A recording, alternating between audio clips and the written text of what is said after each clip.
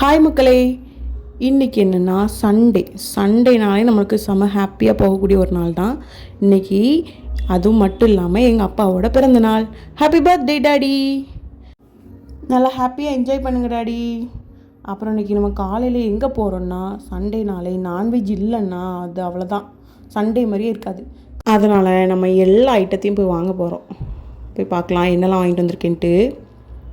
First ஈரல் இன்றைக்கி காலையில் இட்லியை வச்சு ஈரல் பண்ணலான்ட்டு ஒரு பிளானு. அதுக்கு ஈரல், அப்புறம் எனக்கு ஒரு 1/2 கிலோ சிக்கனு, அப்புறம் மட்டன் ஒரு 1/4 கிலோ, அப்புறம் ஃபிஷ்ஷு இறால் வாங்கியிருந்து.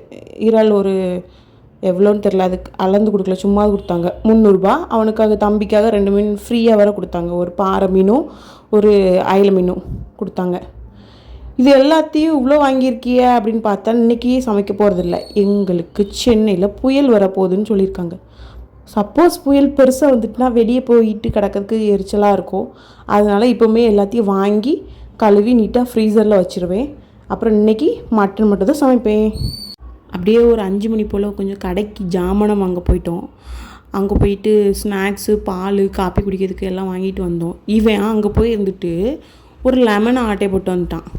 அதை எப்படி சாப்பிட்றான் பாருங்கள், கொஞ்சம் கூட புளிக்கல பாருங்களா அவனுக்கு. அழகாக க்யூட்டாக கிடக்கு. பாய் பாய்.